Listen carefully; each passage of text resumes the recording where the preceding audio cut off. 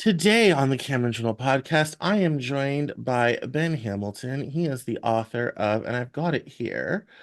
Sorry guys, we stormed the Capitol.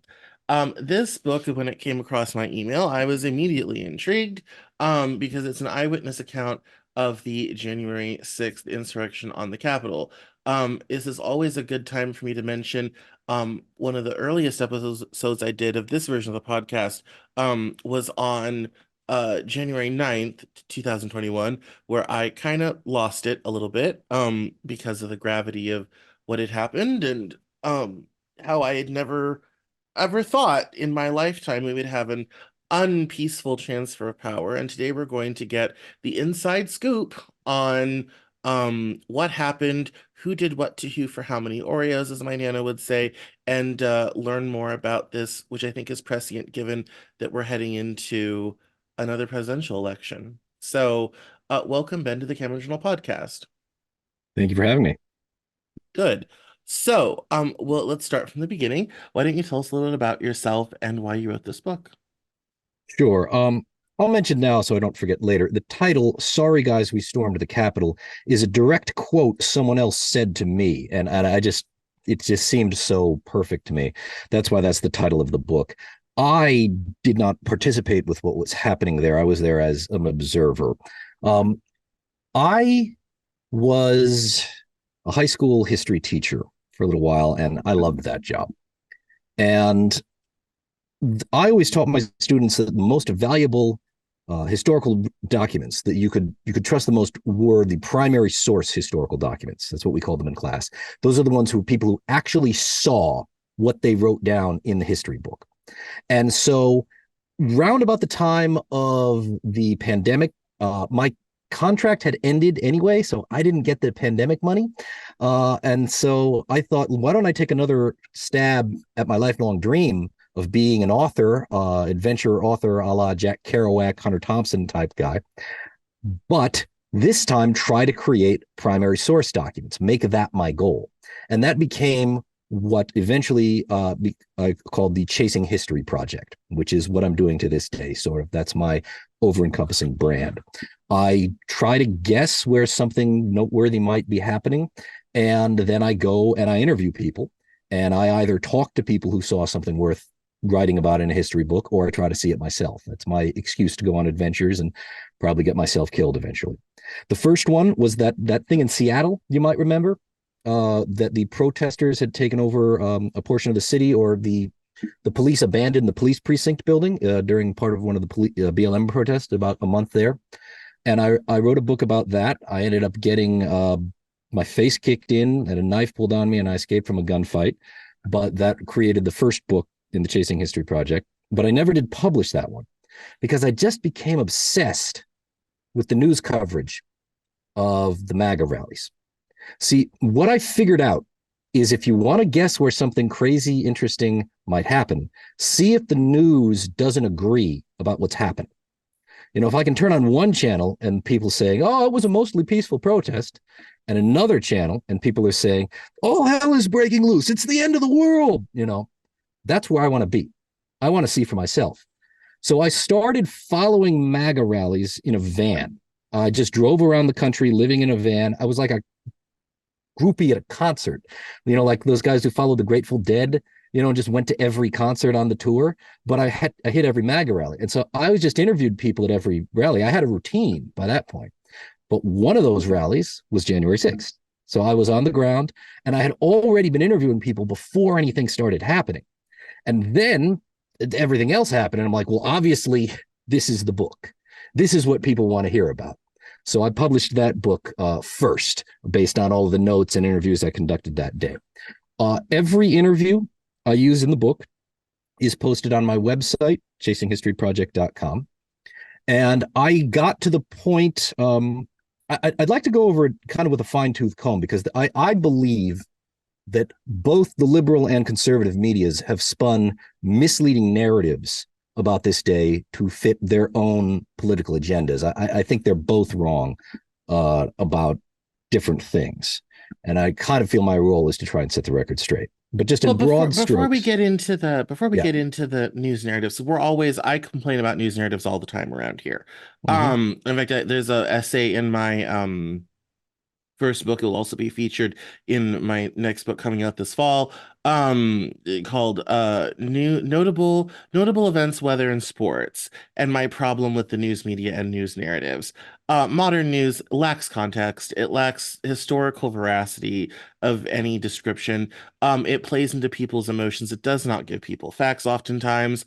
Um, one of the things that one of the high compliments I get for the Cameron Journal is that people, both conservative and liberal, are kind of like, oh, you bring up a lot of great points. There's a lot of really great information here, and I don't feel pressured to believe something. And I'm like, well, no, I've always prided myself on letting the reader decide for him or herself how they want to feel about something. I make my opinion known, and anyone who listens to this show for any length of time or reads anything I've written will have a fairly good idea of what I think about it. But I'm also part of my job, and I think it is intrinsic to the job of journalism, is to also present what is. The facts, the Hmm. perspectives, what's going on, all this type of thing. This American journalism hasn't done that since Watergate, you know. Um, and there's major news stories that in today's paradigm would be covered completely differently. Um, I mean, Fox News would have sympathetic, sad, compassionate slaveholders interviewed daily and complain about the terrible riots in the North from Union Army raising and all this sort of thing. And then the Well, I mean, North as media a would history teacher, there were horrible riots in the North. That did happen. no, they're definitely were, but And also the white rather people of than the it North were becoming this rioting sort and of killing black people.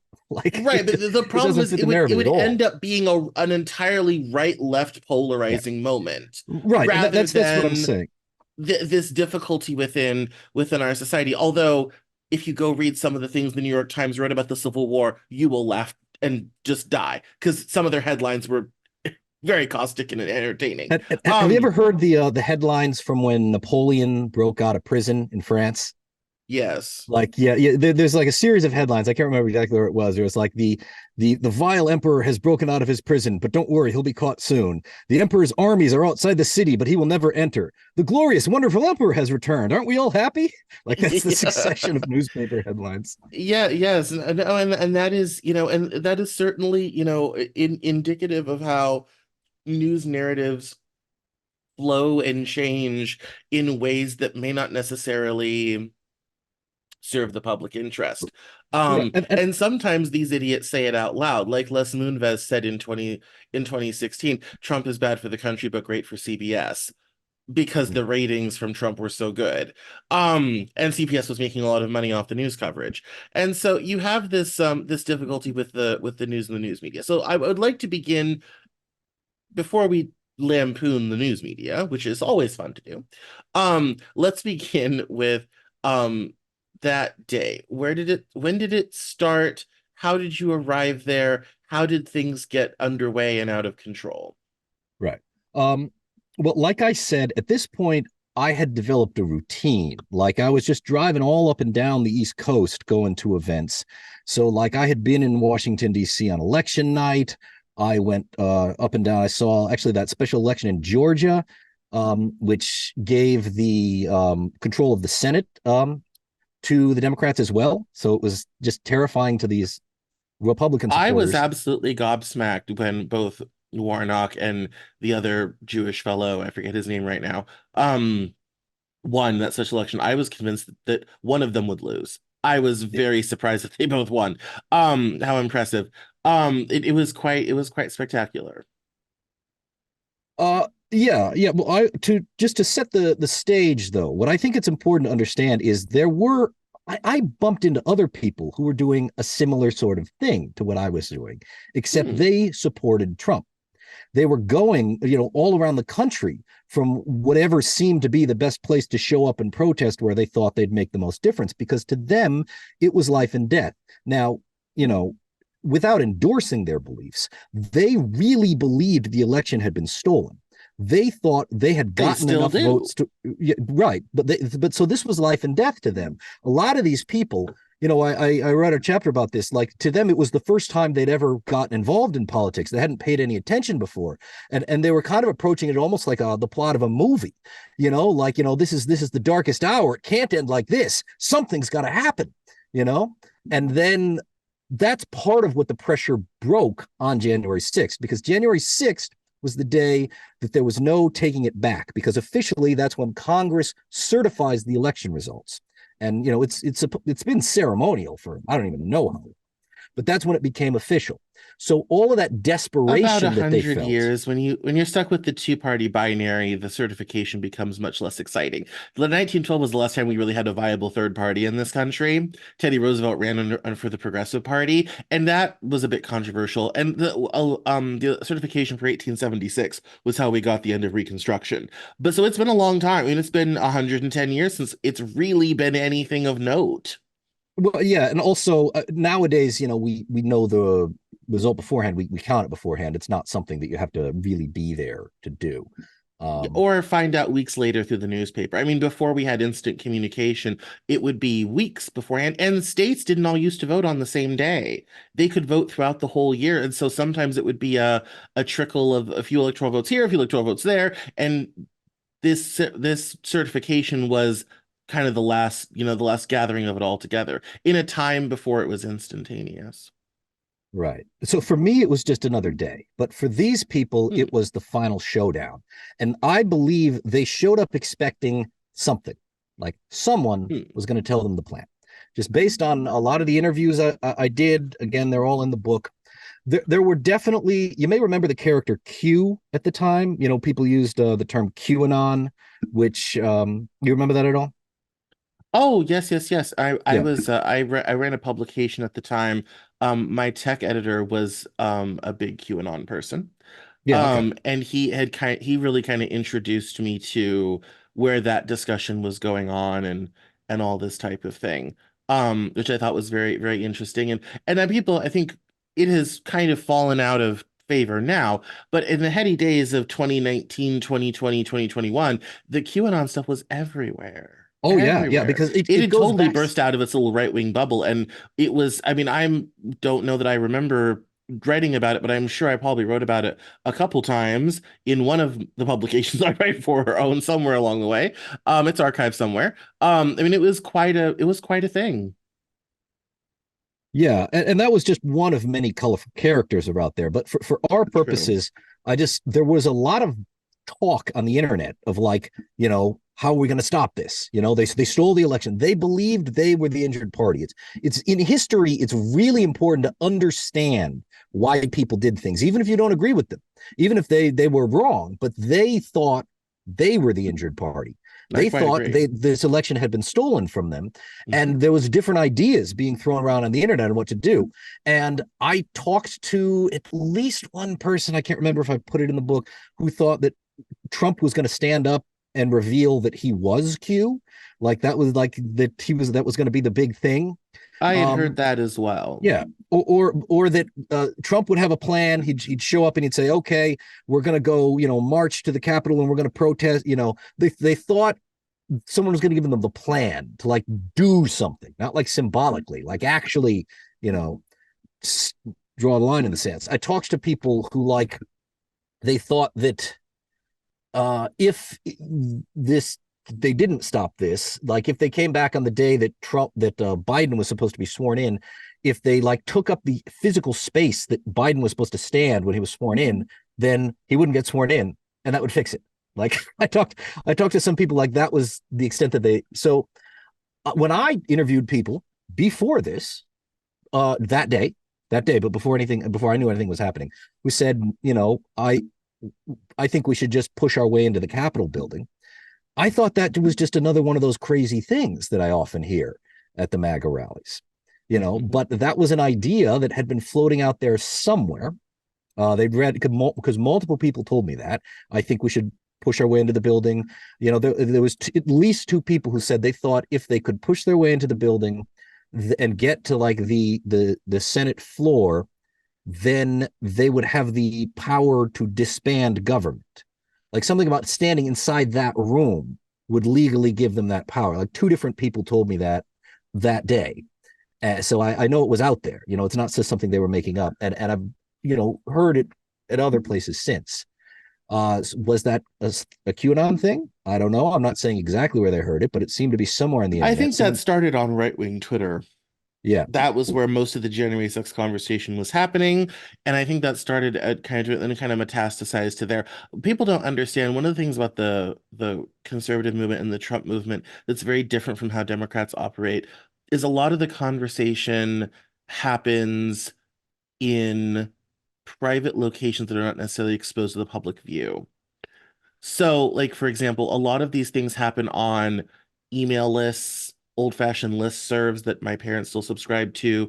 Facebook groups are a big one. A lot of the Trump, MAGA, right-wing social media stuff is not on pages or personal profiles in public. It's in Facebook groups that have, sometimes tens of thousands of members, all this type of thing. And so this stuff, if you know where to look, you can find it before it bubbles out into the open, but it's oftentimes been simmering under the pot lid for quite some time. It's just not in view. Well, so I think picking up on the timeline of the day, I went to Trump's speech when he was speaking to his crowd, which he loves doing. The man lives for that. And you know what? I will say it. He puts on a show. I've seen him speak live a lot of times. There's nothing quite like it. It's weirdly hypnotic. Like he has the crowd in the palm of his hand. They get and uses like he doesn't use sentences really. Like he just kind of talks about something that annoys him and he goes on about it. But the people listening, they're like, yeah, I remember that. That annoys me too. Someone's finally saying it. And he usually I described him as in my book, I think I said he was a cross between a dark sorcerer and a used car salesman. Um, but the weird thing was that day he didn't have control of the crowd. Like he didn't have them following him the way he usually does. And I'd never seen that happen before because people kept checking their phones and they were noticing that the time had come for Congress to certify the election. And that's what they were there for. They weren't there to hear Trump speak that day. That day, they had a specific thing they wanted to do, and he wouldn't shut up. Like he was carried away by the sound of his own voice, and he just kept talking much longer than he was supposed to talk. So the original plan had been for him, he said he was going to lead a march himself, which I respect any politician who actually walks down the street with people. That's rare. He didn't end up doing it, but he said he would. But he never gave the signal to start the march. He just kept talking forever, and people got frustrated. People around me were shouting, "Start the march!" His own crowd was mad at him, shouting at him. I'd never seen that before. And a lot of people started leaving without him because they wanted to get to the Capitol building where the certification was happening. And those are the people who started fighting with the police. That's the first major thing I often see really like misreported to the point where like I can never trust these news stations ever again. They'll smash together a few seconds of Trump's speech to saying like we're going to march down to the Capitol and make it sound like he gave an order for them to go storm the Capitol. I was there. That's not what happened. Accuracy matters. I stayed to watch the rest of his speech. I was taking notes on the speech. Now let me balance that with saying like he did say some stuff in the speech that was bad that I wish had been better reported. Because one thing I noticed is he kept giving very realistic sounding numbers of how the election was stolen. He'd say, 5,683 dead people voted in Michigan. 78,412 dead people voted in Delaware. He very specific details, but he gave no sources. He didn't say like according to this study or report or whatever. He just threw out numbers, and so the people in the crowd, they loved that man. Like they would chant in unison, "We love you." That happened that day. "We love you. We love," and he'd be standing there just like, "Oh, that's so sweet." They had this relationship, Trump and the crowd. So when he said for sure the election was stolen, they believed it. That was a real thing to them. So I think that's the thing you should nail Trump on because he really did that. He actually did that. Why make up the lie that there was a moment where he ordered the crowd to go march down the street? Like that didn't happen. I'm just amazed that the No, news indeed, media. Trump was trying to catch up to the crowd. Secret Service wouldn't do it. Trump was actually following the people, not the other way around. Well, like he spoke for a long time after they started to leave. Like they kind of trickled out. Like I stayed until the end of his speech, and that was he talked for like more than an hour overall. He had no way uh, rushed what he was doing because people were leaving. Mm. And then after he wound up, like they ended it the way they always do. They play the YMCA, and he does this weird thing that's not quite a dance where he spins his hands in a circle, you know, like that he was just in the routine he does at every event. And then he indicated he was going to lead the crowd, but I never saw him again that day. I am told he ordered the Secret Service to take him down there, and he refused. Not told. I read Miss Bennett. I just read articles that said that. No, that came out in one of the legal disputes, how all that went down and Secret Service won't let him do it, Right. and that's how he ended up watching on TV at the White House. Yeah, but just the fact that so many news organizations try to cut that clip of saying like we need to walk down from the Capitol building, him saying that as if that was some go point. That's just something he said, and then he did immediately say like I try to have my allegiance to history, to accuracy. He immediately said like in the same sentence like to peacefully and patriotically protest. If Trump planned this out, he was doing like 3D chess because there wasn't a moment like the news indicated in which he ordered people to go. So I tragically did not see the beginning of violence because I was seeing Trump's speech. Um, it took me a little while to figure out that's where the news story was. And some other things that I think are worth noting is that the city wasn't like on fire. Like it was not even obvious to me that anything was happening. Like there's a point in my book that I try to play it almost as like a funny chapter because my books, I do try to make them interesting. They have jokes. They have, you know, I try to imagine it that this is the book that you're assigned to read in high school history class. That's actually fun to read. Like it actually has value as a historical document, but like it's also entertainment. So it's kind of like the joke of that chapter is I'm looking for the story. Like I'm like, oh, is this what I should write about? Is this what I should write about? Meanwhile, the violence that is so famous has already happened. And I ended up like buying a hot dog. Like I was across the street from the Capitol building. I made it all the way up to the front. Well, I and see let's there's also this. remember the distance from the Oval where Trump was speaking to the Capitol, which is halfway across town. Some of the militias took the metro because it's a few stops away. Say what? The distance What about between militias taking the metro? I haven't heard that one. that's a news narrative. Some men in some very frightening looking garb. Oh, There's security footage of them taking the metro to get to the Capitol faster because of how far oh, away it was. oh. So they rode the metro. I thought you meant like they Yes. No, occupied the they metro. didn't seize it. Oh, They yeah. they wanted to get to the Capitol to cause mayhem faster and took public No, transportation.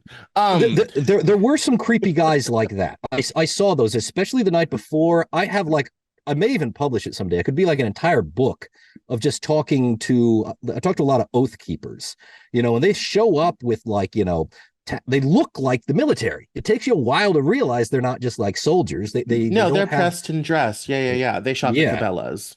yeah, and they had radios and and so I mean there's no doubt there were some guys there. In fact, if you had to pick like an evil genius to blame for everything, I would point my finger probably at the militia guys. Like that's my best guess. Like the only people who have like that I know of who've made the treason charge actually stick were those militia guys, and that sounds about right to me. I could believe that. But like most of the Yes. people in that crowd, like I was across the street from the building. I could see, people on the lawn and I was like, oh, I didn't realize people were allowed up there. Ooh, I want a hot dog. And then like I got the hot dog and, someone behind me says, title of my book, sorry guys, we stormed the Capitol while I'm eating this hot dog. And I'm like, what? And so I talked to her for a few minutes and she says, yeah, right across the street at the Capitol building, we stormed the Capitol. And so I run towards the Capitol, which, everyone listening at home, you shouldn't do in that situation. But I'm like, that's where the story is. I want to cover that. And I started talking to people in the crowd. I got up right to the building and I decided not to go in. I was torn. Like I was like, ooh, that's a more interesting story in there. But I felt like that was probably a significant legal barrier. So I stopped there. But I did talk to people as they were emerging from the building. And I watched people streaming into the building. And I asked people like as they emerged what they did inside. And I recorded all those interviews, published them in my book, got them online. Hopefully they're there in the historical record. of all the different things that people thought were going on and what they thought why they did it, you know. And my main takeaway, if I had to have one, was that most of those people were kind of pathetic. Like the idea that this was some like horrible, terrifying insurrection that nearly overthrew our democracy, I didn't see that at all. I honestly kind of look at it as kind of embarrassing, like because Congress fled the building. Like these people chased Congress from the building. The vice president fled, ran away from these people, and they had the run of the building for Well, I mean, like they were several standing in the hours. hallway saying, "Hang Mike Pence." If I were Mike Pence, I'd beat Oh people in the yeah, building I too. I I think so. Like I Men totally were running think that. around asking, "Where is Nancy?" All this type Yeah, of thing, sitting in the no, off. I mean, I, people I, were I agree. I cowering in agree. Like conference I rooms. think in an alternate universe, like Nancy Pelosi turns around the wrong corner and bumps into the crowd, I totally think they might have killed her. Like for what that's worth, I think there was real danger, but they were also kind of losers. Like it's kind of embarrassing that these are the people you had to run away from. No, That my friend in Russia, Mila, her and I talked before afterwards, and she said, I don't understand. In Russia, this happens, we have dictator. You have it, no dictator. Like she was kind of like, you guys can't even get a revolution right. Like you can't even, have a proper revolution, very, very sad, very depressing. So, and I'm kind of like, yeah, it's been 300 years since we've had to do a revolution. We're out of practice. yeah. Well, I don't. I mean, that's clearly first of all just a few points I like to say that I feel pretty clear on. As a teacher, one of the things I was always trying to remind my students is most things in life fall in the large category of unproven. We just don't have enough data to be sure. There's certain things that are disproven. We know they're not true. And there's certain things that are proven. We have a necessary amount of proof to back them up. But most things just fall in that unproven, that larger area. We just kind of got to live there. And you got to wait and get as much information as you can. But I will at least comfortably say it is proven that this is a crime. These are people breaking into the Capitol building while Congress is in session. This is a crime. These are criminals. This is not a good thing they did. Like they're all criminals, and I hope they all end up in jail, but that's not what I'm there to do. I'm just there to document it to try and hopefully cut through some of the inaccurate coverage. Uh, but a revolution?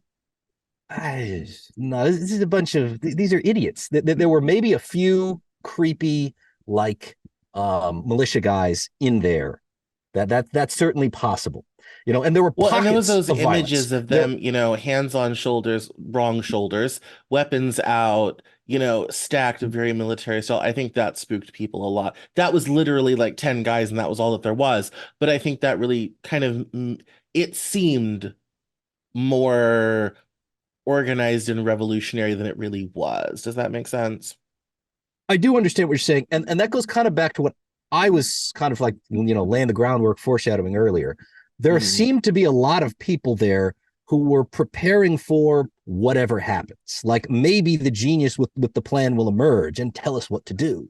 And just that person never appeared. So I saw people, they just showed up with body armor, with gas masks. I saw a lot of flags that were mounted on clubs, like to, very, very thin veneer that like, oh, it's just a regular flag on a flagpole, but the flagpole's way too thick. So it could No, I obviously mean, be used I as a I weapon. always I I will saw a say to this ton of that. day, if Trump had simply walked down there and stood on the steps, he could have declared himself president for life, and he would have had 1,000 people around him cheering and all this type of. I mean, if he had been at the tip What? of the spear, it could have really been something. No, this was a pack of idiots. They could have they controlled the building for a few hours and then they were Never kicked out. underestimate the power of stupid people in large All right. groups, but.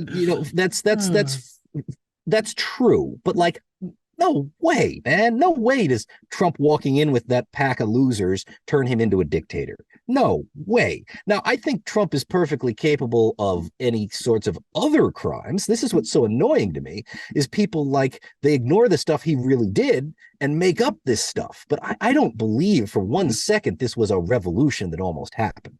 that this was a bunch of criminals who were also a bunch of idiots, and Trump. My list of grievances against him, like this, I was I'm in this weird position. You said how liberals and conservatives both like you.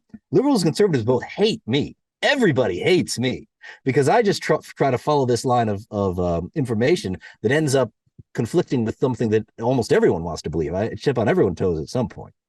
But so, like Trump, he clearly lied to the crowd. He gave all these numbers to tell people the election was stolen that had no sources. It's just transparently, just he seems to just like read things on Twitter.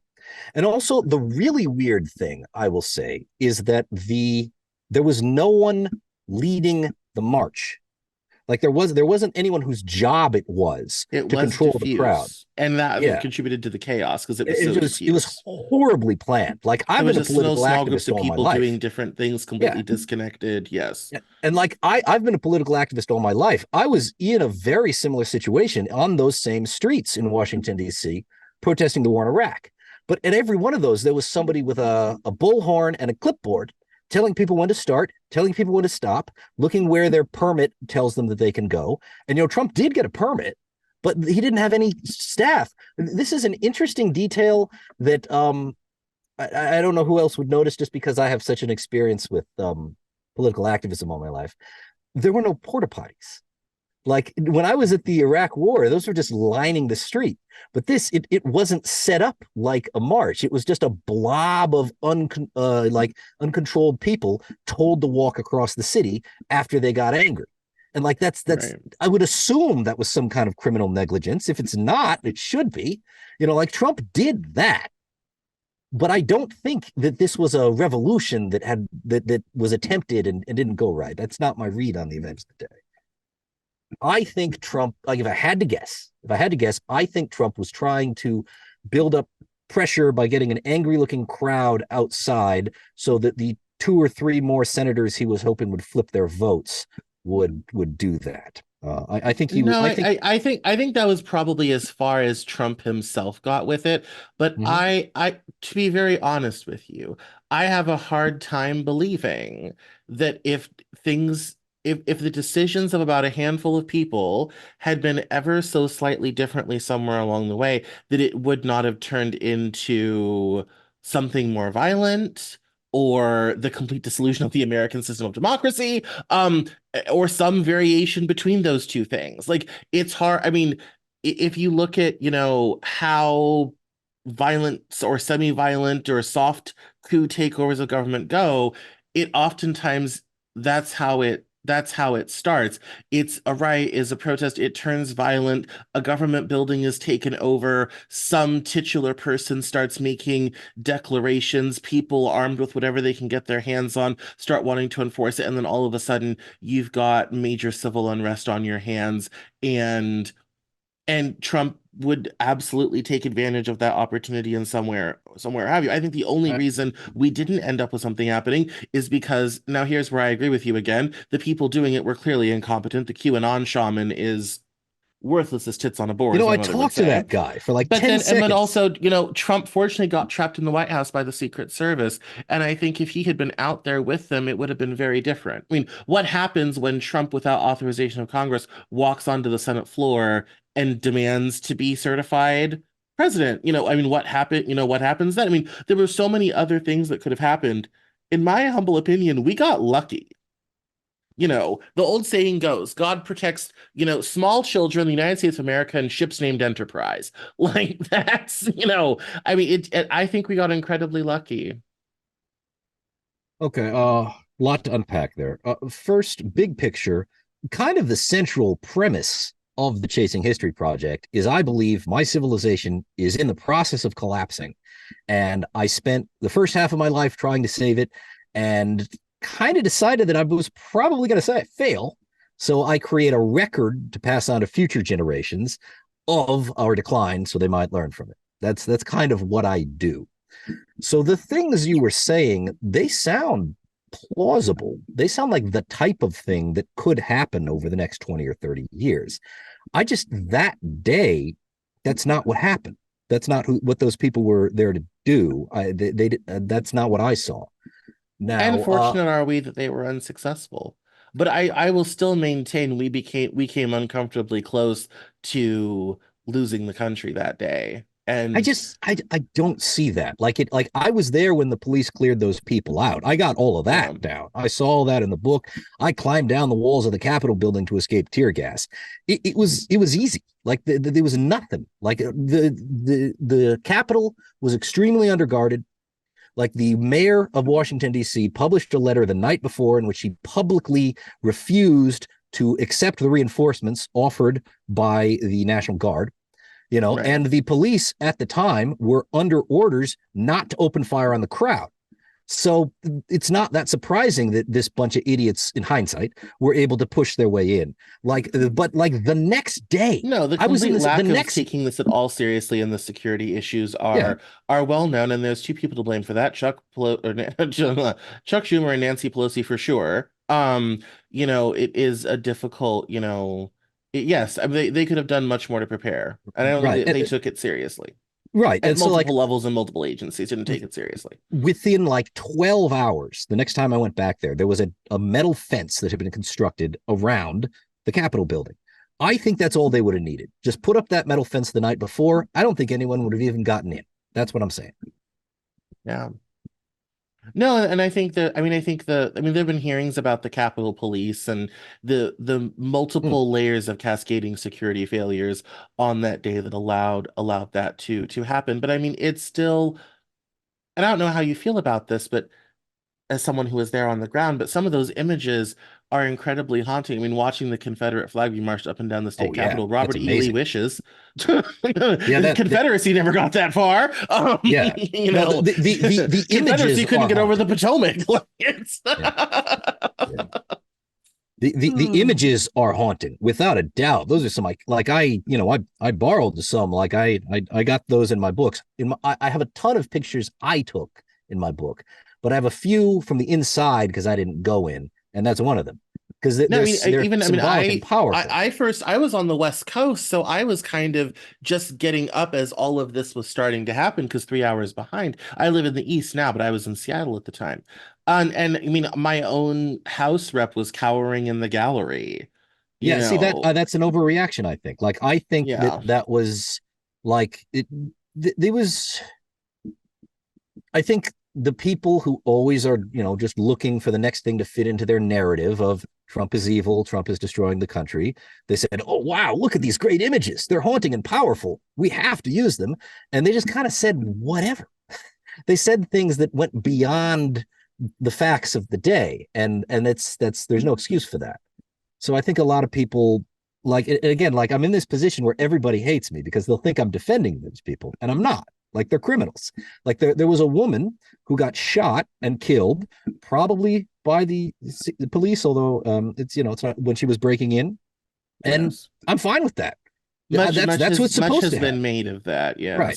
Yes, At the time there were people trying to walk around, get people upset about that, saying like this will be like some other time some person got killed by the police and we'll get outrage. But I was like, I actually told someone off who said that. I was like, she was running around inside the Capitol building while Congress was in session. What do you expect? It's a miracle more people weren't killed. But see, so like I'm not bothered that she's dead. I mean, to be She fair, it is she amazing was that a all that criminal. happened and one woman was shot and one policeman died of a heart attack days later. And I Yes. mean, Right. it's kind of But amazing that that's all of right. that transpired and we didn't end up with a pile of bodies as Maha's Lincoln Memorial. Right. And I totally think it could have gone another way, but it didn't. In real life, what really happened is the crowd didn't kill anyone. And like the news media Right. try I had a back and forth with different people, like radio interview guys. Just like, no, I'm sure that was somebody. Wasn't there a guy who got beat over the head with a fire extinguisher?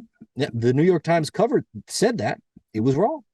Like that didn't happen. This is like major news sources, CNN, New York Times. They claimed that his name was Brian Sicknick, got hit. He's the guy who died of a stroke the next day. You Yes, know, yes. He but was supposed to have been the bashed in the head by a fire right, extinguisher. but that But it wasn't turned out, I true. think, to be from overexertion. He was just out of shape. Right. Yeah. Okay. But there was a second line of like people first said, the news media said, oh, they must have killed at least one person. What about this guy? They hit him over the head with a fire extinguisher. That was proved not to be true in the coroner's report. Then they had to go to a second round where they said maybe it was because he got pepper sprayed and had allergic reaction to pepper spray. I still get people sending me links to that. Like, even though I link that in my book, that at a time there was, CNN, NBC, whatever, saying we're doing an investigation to see if he died because the protesters pepper sprayed him. But when it was finished, no, it wasn't the pepper spray either. But again and again, the news media pushes this false narrative that the crowd killed this police officer. They didn't do that. That didn't happen. Maybe next time they will. I do think that it's getting worse. I think this is a precedent that may be copied in the not too distant future. But at this one, I'm interested in accurately recording what really happened, and they didn't kill anyone. Yeah, no, I mean, in terms of a violent situation, I think it is quite good that we have managed to escape that without a great deal of extraneous violence. I think that's tremendous. And I think that's a good thing. For the country, for the people, would no need to have dead bodies, sort of thing. And I think it's also, and if anything, it does reinforce the idea, and I've heard it from multiple people, that this was an impromptu march gone wrong. Out of control tourists has been used by people. Angry Trump supporters who just things got a little bit out of hand, and because no one was taking any of this seriously and security was low, it became more than it needed to be. And a few more well-placed, well-meaning public servants on some stairways and whatnot would have brought the whole thing to a close pretty quickly. um Uh, to that yes, point, do you mind if I read a section from my book from the very end that actually kind of touches on what you were talking about? please go ahead. Okay. So this is very end of the book when I'm summarizing. So that's it. What really happened that day? Well, if you listen to the internet, behind every corner, there's an evil genius who masterminded it. Trump, Antifa, the Proud Boys, the police. They're all brilliant strategists who knew exactly what would happen months in advance. But you should never bet on genius what stupidity explains just as well. When I look at this day, I see a stupid mayor who passed up federal reinforcements for cheap political points, a stupid president who told the crowd the election was stolen, then directed them to walk across the city with no recognizable supervision, a stupid crowd who believed getting inside the building would give them magic powers but hadn't planned beyond that point, and stupid police who, despite some individual bravery, utterly failed to present a coordinated response to the obvious and predictable threats they faced. Stupid at every level. A perfect storm of intersectional stupidity. I'm sure there were some nefarious plots going on. If you want suspects, I'd say take a hard look at the militias, who everyone said were massing armed forces. Look at whoever spread the online story that just getting inside the magic building would somehow achieve something, QAnon forums. And look at that one person who made homemade bombs, source cited. They were all probably up to something, and there were doubtless others. Criminals abound from this event, and I hope they're all caught. But the nefarious plotters just took advantage of the situation. They didn't create it. The event was created by our overlapping stupidity. And all the stupid people learned nothing, by the way. On both sides of the great political divide, they continue to double down on their stupid ways, doing the same stupid things that were, in the words of that guy I watched the certification with, paving the way for somebody so much worse than Trump. Well, yes, I don't think there's anything objectionable there. I think that is the most frightening part, is someone who really has a lust for power more so than Trump already does, and who's slightly more organized and slightly more coordinated and all this sort of thing. Um, now knows that if you can galvanize popular support in a certain section of the country to that, and leverage that, you too may be able to seize power of your own. Yes, that goes I back to think that the is probably the great lesson of this exercise, and the most frightening one. yeah, I'm always going back to the Roman Republic because this seems like it should be the first thing to me that they teach in our history classes. But the people who created the Constitution, mainly James Madison, huge parts of our republic are modeled after the Roman Republic. In a lot of ways, we are a repeat of the Roman Republic. So, studying their history and seeing what happened when their republic collapsed might help us learn how to prevent ours from collapsing. Like that's like I'm amazed nobody taught me that in school. Like I had to read a bunch of books to notice that myself. And I'm like, well, that's obviously where I should go. And so January 6th reminds me of a lot of the events in the late Roman Republic. Like Julius Caesar, of course, famously is the guy who got credit for finishing the Republic off. Like, we're no longer going to be, a democratic republic. And, I won't get into all the details of how the Roman Republic worked, but for, 2,500 years ago, it was pretty good. There was something resembling representative democracy going on there for a few hundred years. And Julius Caesar is the one who overthrew it. I don't think Trump's Julius Caesar.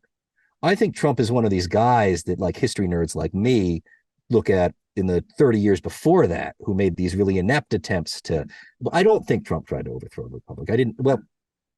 I don't think he told the crowd to take over the building. I could get in an argument about whether Trump was trying to use lawyers to overthrow democracy. That might be true. I don't have that lives in the unproven area for me. But I think Trump is one of those. I would compare him to Cataline. Any history nerds listening to this, there's something called the Cataline conspiracy. Oh, you recognize, I see. It was like an inept attempt to overthrow the republic. It didn't work at all. But a lot of powerful people watched it happen. And 20, 30 years later, somebody's like, I bet I could do that better. Like I could imagine that. That's not crazy to me. Like I call bullshit on a lot of the things the news says about January 6th, but that's not crazy. No, I mean history is littered with situations where one attempted coup is merely a dress rehearsal for the real thing. And I think unfortunately, the social network of militias, which includes white supremacist groups, Christian nationalist groups, all this type of thing, which I have well covered. Um, I think the sad thing is they've taken away from this experience a lot of knowledge, a lot of training, a lot of ideas. The next time they attempt it, they're going to be far more organized and better armed. I'm not And going to that's a disagree. possibility we all should live in great fright of. All right. So I will again say that I would not call this January 6th an attempted coup. I would say angry mob, maybe riot might be accurate, uh, but that's about as far as I would go. And I think most of the people I talked to in the crowd, it's interesting after it, just like because the whole city shut down, like all the lights shut down, like they declared a curfew. It's like there was no one left. The whole city was black and empty, and I was just finding random people I could who fled from earlier and continuing to interview, and I still found more people who'd been inside. I was obsessed with getting these people on record before they left the city, because then we'd never find them again. We'd never be sure it was really them. Um, and a lot of the people I talked to, they felt that they had tried being peaceful today, that this had been them being peaceful. And apparently that had been a mistake. Um, I remember even I mentioned, I'm sorry, how does that not run your blood cold? oh no, Like, I was terrified. Like I was, look, for me, I don't know. I kind of have a death wish. Like I've been doing dangerous things all my life. I always said that like I was more afraid of being bored than I was of dying. So for me, this is all just wow. Isn't that this cool thing that I managed to see with my own eyes? I set out to see something and it actually worked. I'm still just kind of amazed by that. Like um, but yeah, no, the implications are terrifying. Like I was talking to a guy I have a after the friend event. like that. He listens to the police scanner and likes to go chase after very and sundry crime, and I don't understand that impulse whatsoever. And I live near the Francis Scott Key Bridge. I live in Delaware, and so that bridge is not but an hour away. And he called me. He's kind of like, "Oh my God, are you going down to see the collapsed bridge?" I said, "No." Unlike you, I don't see a disaster and immediately jump in the car and go drive towards it. In fact, I won't be driving through Baltimore for a very long time because all the other bridges are going to be parking lots for the next decade while they rebuild it. I actually will be driving that way through Pennsylvania from now on. So Well, for my yeah. my excuse is that it creates a book. Like I've always kind of been like one of those guys. Like I grew up reading Jack Kerouac, who wrote these great books where he was hitchhiking around the country, meeting interesting people. Hunter Thompson, who was doing much the same thing, but also adding a lot of drugs. Um, you know, uh, Steinbeck is actually probably one of my biggest influences. His one nonfiction book, Travels with Charlie in Search of America. That's haunting. There's these sections of it that he witnesses schools being desegregated and like angry white mothers screaming obscenities at the black kids trying to get them to turn around. And Steinbeck is just like, I'm witnessing this, I'm recording this, I'm present, and we're never going to deny this happened. And I wanted to do that. Like when I was 18 years old, I hitchhiked, across the whole country, and I was taking a bunch of notes. I thought it would turn into a book at some point. About 10 years ago, I wrote a trilogy of books hitchhiking across uh, Europe and the United States, and those were just about the interesting people I met. I never published any of them. I never quite finished following through on my dream. I just had a stack of unpublished books. So when I came up with the idea of like, hey, what if I took my experience as a history teacher and merged it with my idea of being like an adventure writer? Like the adventure is always part of it for me. I do seek out danger. That's part of what the Chasing History Project's about. Well, that's quite impressive. I don't know. I always like to say yes to things for literary purposes and go and have crazy conversations with people and sometimes see very odd things. I got involved in Occupy just because I thought it Hmm. was, the greatest. I thought it was gonna be my generation's protest movement, and I should go, at I least remember that go feeling. I watch remember it that at least feeling. for one day, and then I got involved for 6 months. Um, and I get very annoyed at how that was misrepresented. And I mean I got to meet a lot of great people all over the country and all over the world because it was a global protest movement. And I got to speak with, and see things and learn about things that I had never known. It was how I ended up leaving the Republican Party. It was the beginning of my, it was the beginning of this show, actually. Not immediately, because I joined another publication when that was all over, and all of those ideas and things that I'd learned kind of percolated. And then in 2014, when I started this show, started writing about that and some of the stuff that I learned and some of the new language and ideas that I was exploring with capitalism and systemic stuff and all this type of thing.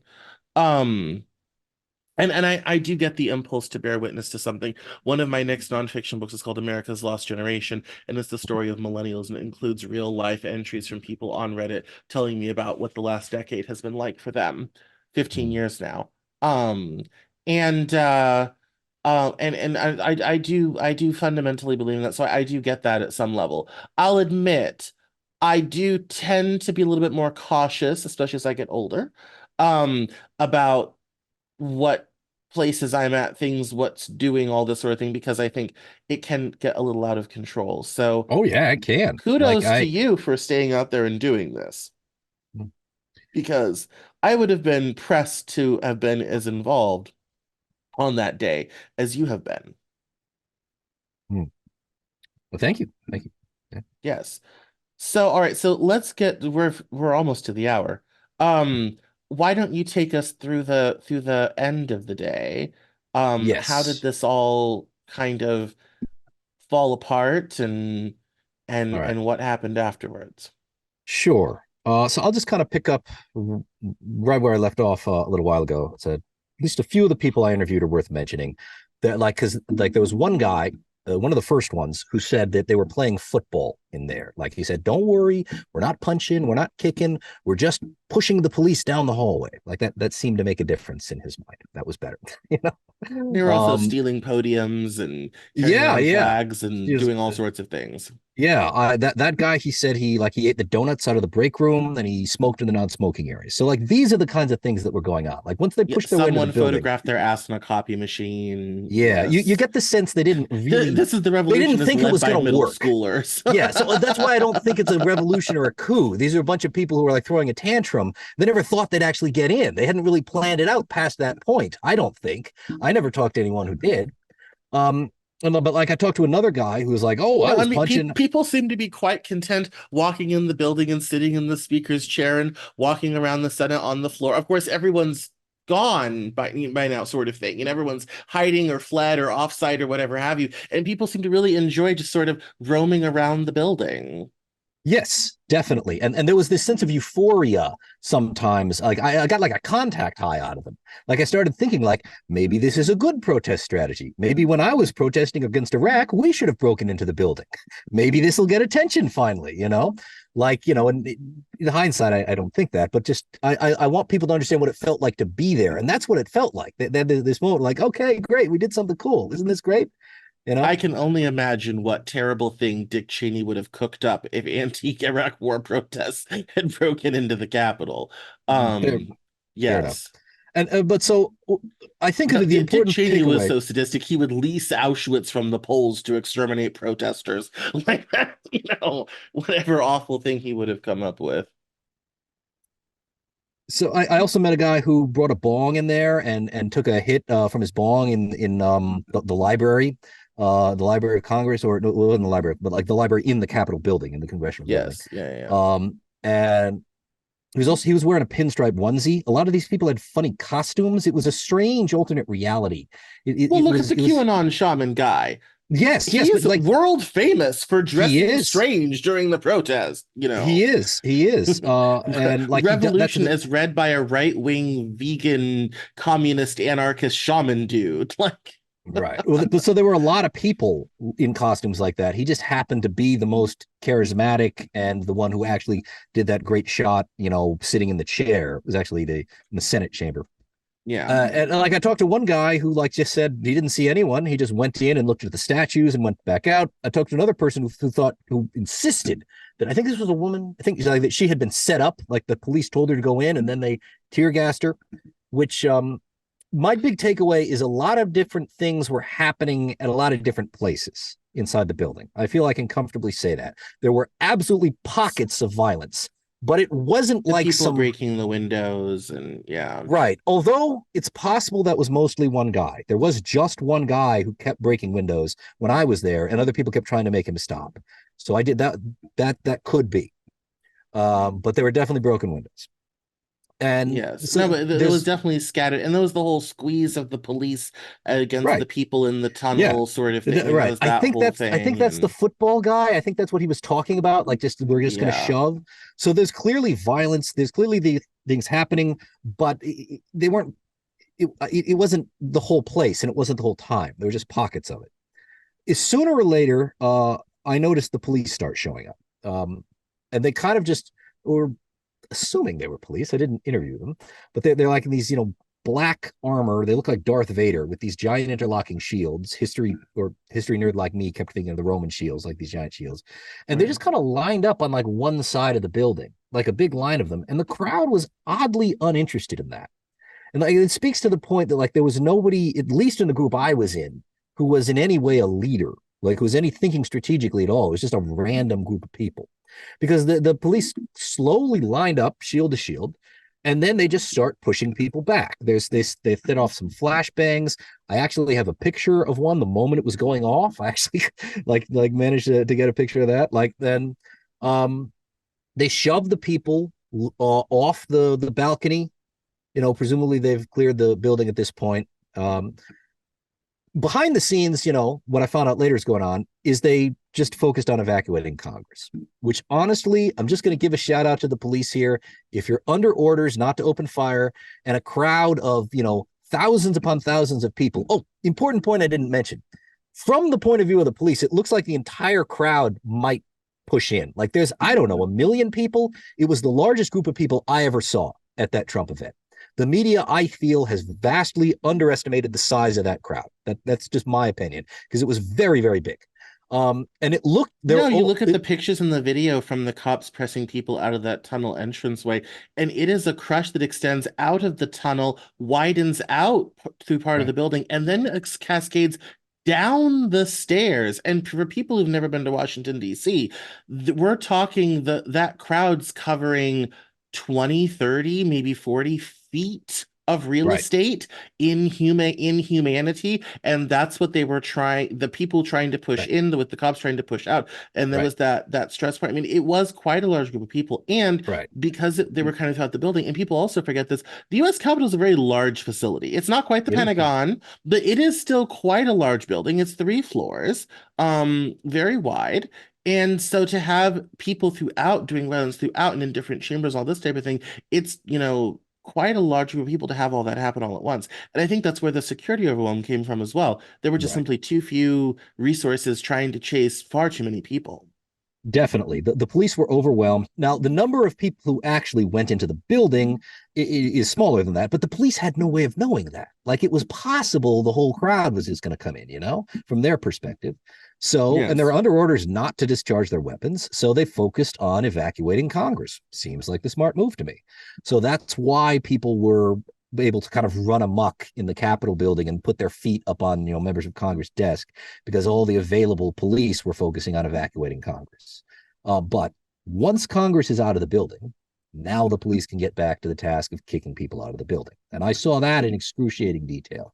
They'd shove people back. I saw there was some people who were bleeding and whatever. The police were not gentle, which I think was confusing to the crowd because let's take a minute and think about this. This is a group of people who shoved police down hallways into the Capitol building. And then a few minutes later, they pick the police up and say, we always back the blue. You know, we're on Yeah. your side. Like the same people. Like, has that ever happened in history? Like anybody doing that? So, like the police, I think I'm extrapolating a little bit, but based on news reports here, it sounds like a lot of the police were like, okay, yeah, we're friends. Don't kill anybody now because we're friends. I have no problem believing that's what happened. And then once the reinforcements showed up, the police is like, okay, now we're not friends anymore. And there, there's Yes. a few guys. There's like the guy the police officer who put on the MAGA hat and was giving tours. Like that's a real thing. He got fired. I'm sure there were things like that happened. Yeah, Some there of was them, yeah, another security guy who was following some yeah. people through the Senate and were basically just kind of like, hey guys, if you could like, But see, get the hell out of that here, that'd be great. And then he just that's kind of my follows them around, but just kind that's of my point. follows them around. That's my point. And I list this in the sources in my book. There's other videos, I didn't take them, but of the QAnon shaman responding to possibly that exact moment, but other ones saying, we got 3 million people outside and they will come trash this place if you don't back off. Like that's why the police were acting like that. They were afraid the rest of the crowd were going to come in. That seemed believable. So Yeah, very much a valid idea. I am very critical of the mayor for turning down reinforcements and for everyone who was in charge the night before. But the actual police who responded to this chaotic situation, I am sympathetic to them. But Yeah. anyway, eventually the police they pushed people out, and it went pretty gradually. They'd kind of charge, and then they'd consolidate their ground, and they'd charge again. And I just every time I waited till the moment the police charged at us, and then I would run because these are more people I could interview. So I just conducted more interviews. There's people in there. I got to an interview with while that was happening. I interviewed a guy who had been in the Senate chamber when the QAnon shaman was sitting there. Like that was the reward for all of my work. So I got more of those individual perspectives on those things captured. Um, and what was fascinating to me is the crowd was thoroughly against the police. They thought they'd been betrayed. I talked to so many people who were filming the police. They were like, hey, we're going to film this police brutality and everyone will be mad at the police. Like a lot of people in the crowd, that was their perspective on what was happening.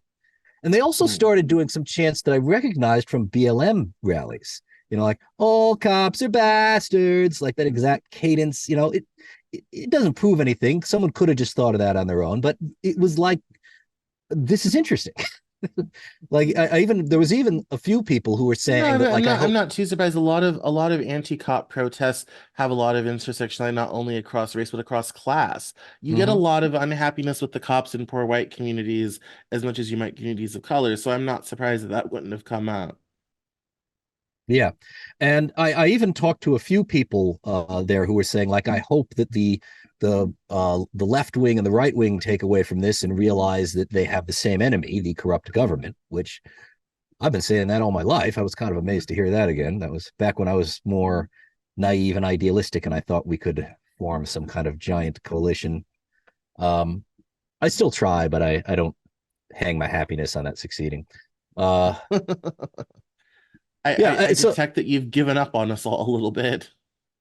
I believe that you should do the right thing. I want to try to save this country. All right. We have the Bill of Rights. Whatever else you say about America, we have the Bill of Rights. We took these Enlightenment ideals about you have the right to freedom of speech, and there's limits on the government.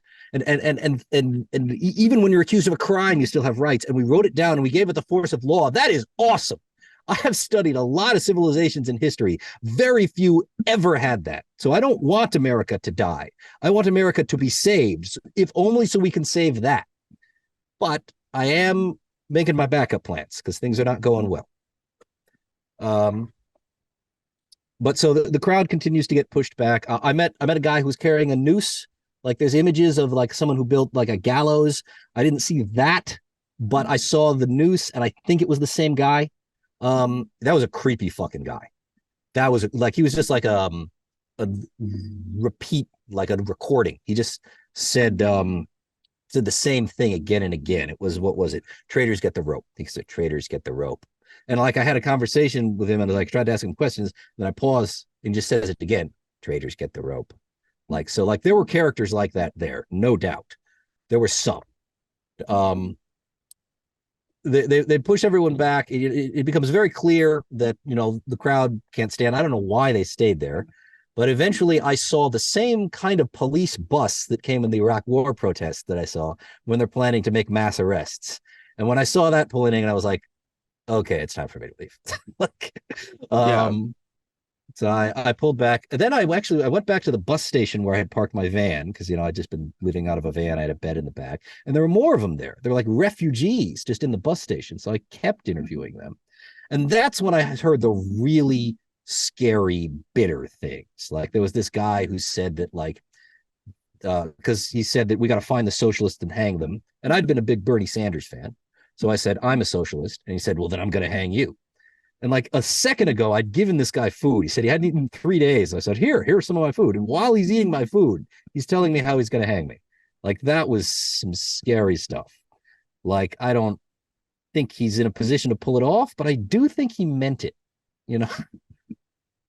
No, I And mean the vitriol around a lot of this stuff is oftentimes stuff that has been bubbling under the surface, and I think politically, yes, like whatever else you want to say about Donald Trump, the part that annoys me and makes me the most frightened and pisses me off the most is he tore open every single bubbling under the surface community and idea, be that well, racism, anti-socialism, all this type of thing.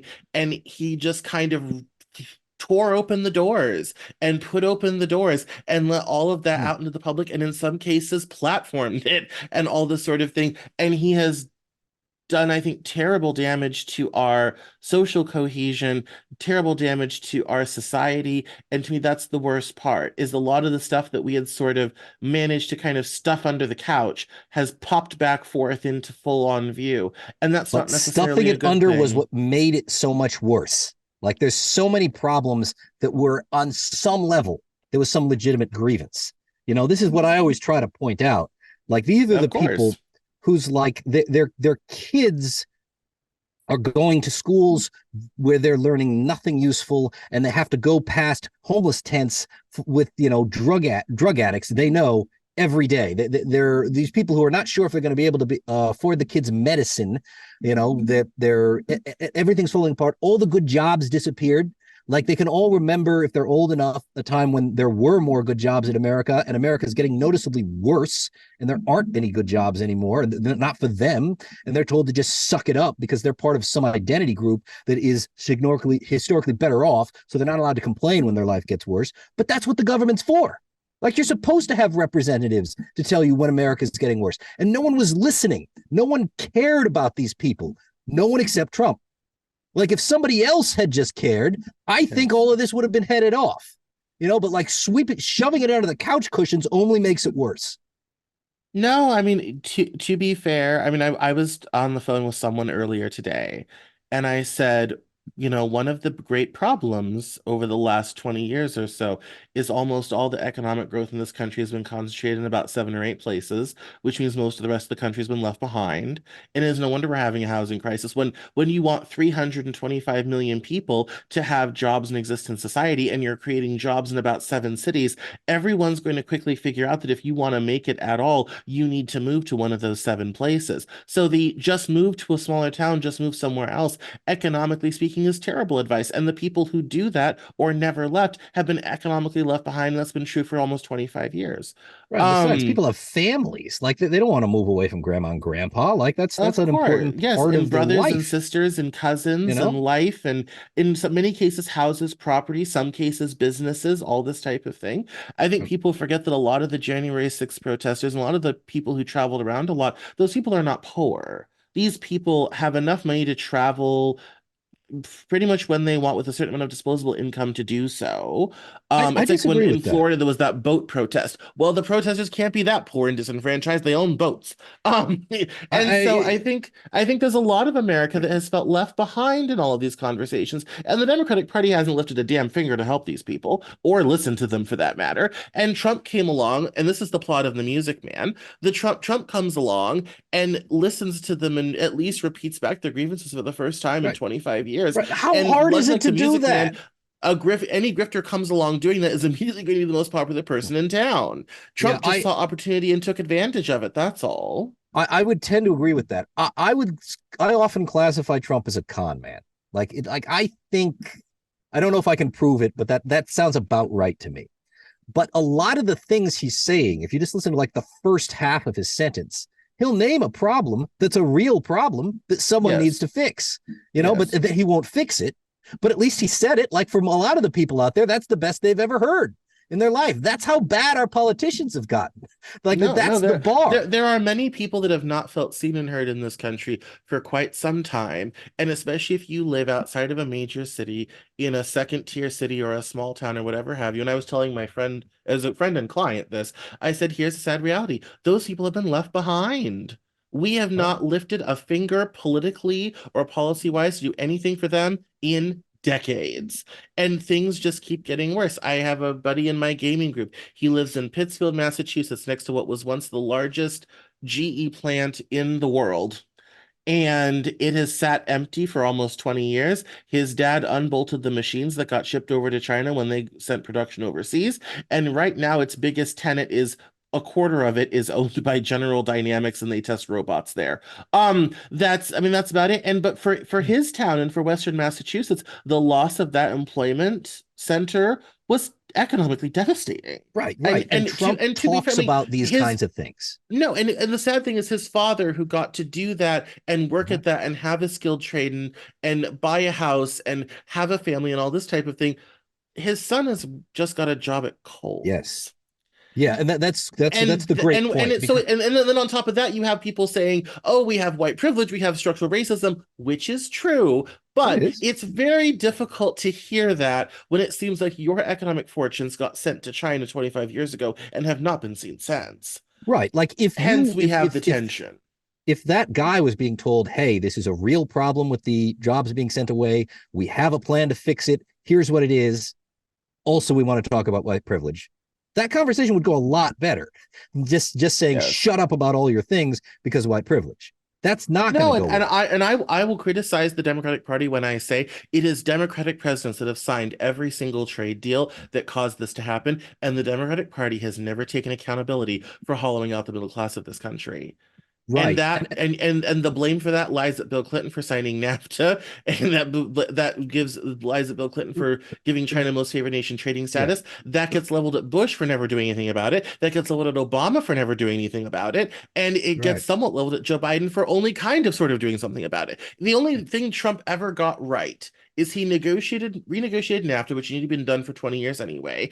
And he's the first president, probably since Nixon went to China, that has taken China to task on all the economic stuff they've been up to for 20, 30 years at this point. And I think for a lot of people, that was a huge selling point. Someone was I finally agree. doing something. I And agree. I you agree. hear this throughout That Western democracies. Someone's Brexit, same situation. People in the Midlands were right, pissed at London for taking up all the right, economics. People were pissed at Poles are getting jobs, but native Britons don't. Let's leave the European Union. right. This will completely devastate our country. Doesn't matter. We're mad, and at least someone's doing something. Nigel That's the Farage point. is a snake, but at Someone's least doing he's doing something. something. And that's a lot of the people I talk to, and like when I go around the country, like someone do something. Yes. People feel like Yes. they're in a state of emergency, and they look at like the mainstream news channels and the mainstream politicians, and they're all just telling you, "Shut up, you're Yes. not, you're fine." Like that's the message. Like no, they want No, someone to do it's something. happening right now with inflation and grocery prices. I said, who at the White House does not understand you can't darken the door of a grocery store anymore unless you can spend $150. If you Mm-hmm. have kids and whatnot, you are being crushed every single time you walk into a grocery store. You're being crushed every single time you go to a gas pump. And oh, by the way, your house insurance just went up, your car insurance just went up. Like, and I said, of course, everyone in the middle, if Right. in this country feels the economy is shit. The only people doing well are the very poor who've seen the biggest wage increases since the 70s, and the very rich who are fine. If you make between 50 and $250,000, which is most people, Mm-hmm. you're being squeezed on all sides by inflation. The price of housing is going up. Of course, they don't think the economy is doing Right. that well. And And somehow, President Biden does not, no one at the White House seems to right. understand why America is so melancholy on the economy. It's like, have any of you been to a grocery store in the Right. last 3 years? I mean, really, it's the Yeah. same thing happening again. I agree. And I look at these like, posts on social media and like entire news stories that I feel like are gaslighting me. They're like, well, there's this myth that the economy is bad. Why do people Yes. think that? Where did they get that crazy? Like that's the narrative that's trying to I be have pushed this on fight me. on Twitter And every like, single day with but people. here's I think an important point Yes. to connect. When someone reaches the point where like, oh my God, the news is bullshit, Mm, they're in a very dangerous place where they'll just believe anyone who calls bullshit on the news. Like they don't yes. apply like critical reasoning to this new narrative they're looking at either. That's how you got the QAnon things. That's how you got Trump. And that's how you'll get whatever the next one is. Someone will take some real problem. They'll call bullshit on the news and the politicians say these people are clearly lying to you and they will Yes. be clearly lying, but the other person's probably also lying. That's how you control people. Well, yes, and that is, I mean, I think one of the, I mean, I agree. I think, and you see this in other movements as well. You see this in the anti-vax movement, where once people go down that road, they kind of become unsalvageable on that subject. Elsewhere, where yes, people don't really think about what they've moved to. All they're really doing is changing boats, but Right. not really thinking about And what boat they're in. They're just and changing to the next boat because, well, it seems nicer over there, or well, I guess that's true, or this or at person least they're said doing this, or something, or this person's at least they're yes. doing something, Well, and so and I'll and just look here's past anything that might be wrong. and here's where I return to my own work when I say the price we're paying for the corporate statism of government that we now exist in, locked in two parties who don't work for you and me, they work for corporations. This is Sure. my oldest essay, How We the People Strong Became We agree. the Corporation. Um, when that's all that they're working for, it's the old African proverb, the child who's not welcomed by the village will burn it down to feel its warmth. Um, people will want and desire change. They want better social services. They want their tax dollars to come to them. They watched us spend $700 billion bailing out banks, but they lost their house. Yeah. Um, all this sort of thing. It's not like President Obama fixed interest rates and said, we're taking every variable rate mortgage in this country and we're turning it into a fixed rate. Deal with Yeah. it, banks. Hmm. That's your price for the money we just gave you, is that we are going to make sure that no American loses their house. No one did that. That was never a discussion in the financial crisis. And there are so many other iterations of that over and over and over again. That I think your impulse by saying at least someone is doing something, I think in the statism that we are forced to live in becomes very attractive. Hence Right. Trump. And Yeah, his Ramoa, like Marjorie Taylor Greene and Lauren Boebert and all the other hangers on, it's the same impetus, it's the same impulse. I will remind everybody too that at the time January 6th happened, this was, in lockdown era. So, or shortly thereafter. So there were Yeah. tons of people who just lost their family businesses. Like they were mad, like Yes. I had a whole If you chapter owned about a that in my bar, owned a book. restaurant, owned a hair Yeah. salon, Like yeah. it was so random random, like who got bailed out and who didn't. There didn't seem to be like a formula. Like there's all of these restaurants that are providing huge amounts of employment. There was no restaurant bailout, but the cruise industry, cruise lines, they got a bailout. Why? The airlines, It's yeah. it's so obviously arbitrary and wrong, and that's part of what these people were mad about. They were all mad, and then it just kind of broke in a moment. Like that's oversimplification, but I do think that's part of what happened. Well, yes, and I also think that desire, I think, to have, these kind of long-standing grievances addressed. I think the only thing I regret is there was a lot of the more dangerous and unsavory ones. We've done a pretty good job of making it socially unacceptable to bring those up. And Mhm. nowadays, and we're recording this on the 12th of April, 2024, it's open season. I have watched in the last year, especially online because of how platforms have changed, the level of racism, anti-Semitism, eugenics, violence has been absolutely out of control. I'm used to being called names on social media because I have this face, this skin tone. I'm, obviously not a thin person. Anyone who knows that, no, no, has been around for a long time knows that, all this sort of thing. Um, the level of vitriol has gotten way worse. I mean, I've been called mystery meat, which is a pretty big upgrade from the simple ones I used to be called Mr. Potato Head and Java the Hutt. I mean, I've seen anti-Semitism that would make Goebbels cheer. I've seen racism that, the height of Jim Crow doesn't reach. And I think now it's opened the doors on it all. It's open season on anything, on everything. And I worry about how we're going to come out of that. Yeah. Well, that's a difficult issue. That's the whole episode right there. But I think censorship usually makes things worse. Like I think it was sort of like social engineering that largely got things as good as they were. And No, I maybe, agree. I agree.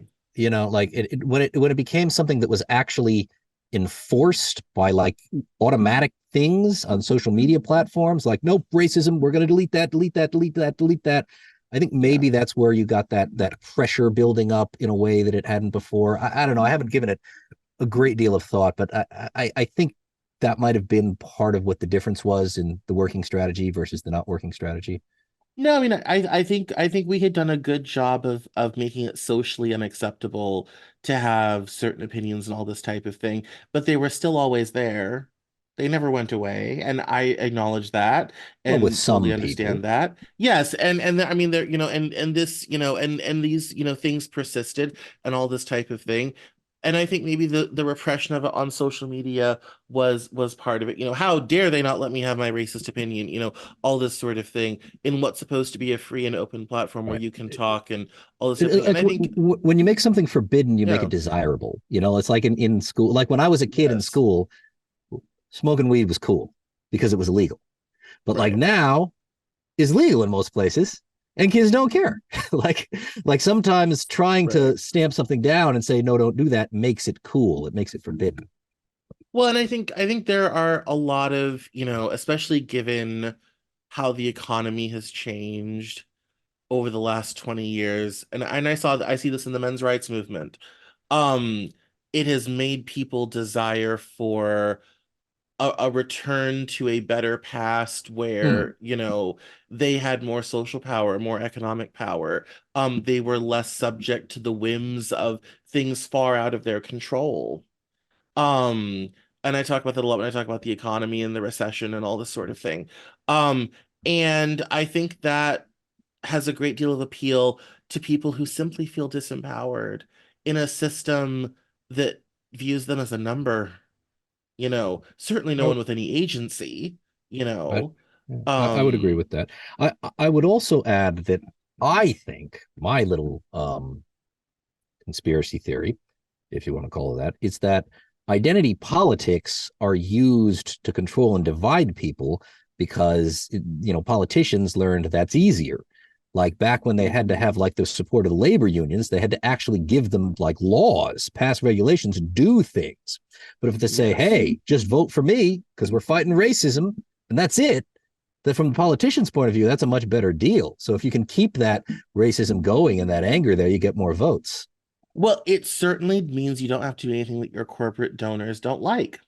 Right. You can get credit for And being that's kind of the progressive. best part is that corporations can give lots of money to both sides. They get all the legislation they want Mm-hmm. promptly, and the rest of us have to exist in a system where we have ever decreasing amounts of political power, ever decreasing amounts of agency, and we are entirely subject to forces far, far beyond our control. I actually think it makes sense in this day and age, especially if you're someone like me who thinks we may be, reliving the collapse of the Roman Republic, to you kind of just start stockpiling food and water. Like consider the possibility that the power grid might go down at some point and not come back, at least not for a while. There's a lot of countries like that, a lot of countries on Earth where the power doesn't stay on. Maybe you should be planning on that. Maybe you should take that possibility more seriously than your parents did, because we're a little closer to that than your parents were. Things might just fall apart. Yes, I mean I think that is certainly a reality we have to deal with and handle and get used to. I have to say for myself personally, given the intersectionality of my own identities, I knew it would get dangerous at some point. I thought I had more time than I do. I thought it would be towards the end of my life. I really did. I thought, yeah, give it 20 years and things could start to get bad. And we seem to have pressed the fast forward button. And now it's here and present and today. And that is definitely a All daunting right. idea. Yeah. All right. I actually want to back up a little bit. I feel a little obligated because I always try to accurately portray what I see. I didn't see signs that the people at the Trump rallies were racist, or at least more racist than anyone else. There were always a few people of color who would show up, and it became almost like a humorous sight. Like the white Trump supporters would trip over themselves being nice to the few black people to prove that they weren't racist. Like, I was talking to this, I interviewed, almost did a whole book on it, like just the different interviews I conducted with black people at Trump events. Like they said the most interesting things. But one guy was saying, like, I know if I ask anyone in this crowd to buy me anything, he'll do it. I can get anything I want for free. Like that was what the environment that I saw was when I went and checked it Yeah. out for myself. No, Now, I've heard that multiple times from other people that I've had on this show and in personal conversation as well. Yes. now it's That's worth noting that my sample set is not at all particularly scientific. These are people who go to rallies. There's not no I think there's some value in understanding them, especially when they break into Capitol buildings, but it doesn't prove the whole movement's like that. But the people who did go to the rallies, that was what I made of them, and I think it's worth noting. no. I think that's fair. And I'm not here to say that every Trump supporter is a racist or anything like that. I always tell people, I said, if you really want to hear a non-QAnon Trump supporter talk about why she voted for Trump, I did a podcast with my mom 2.5 years ago.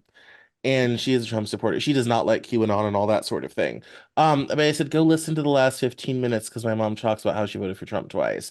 And I said, if you want to hear whether you like it or not, the reasonable, logical, grounded in reality version of why someone votes for Trump, my mom is probably an excellent example of it.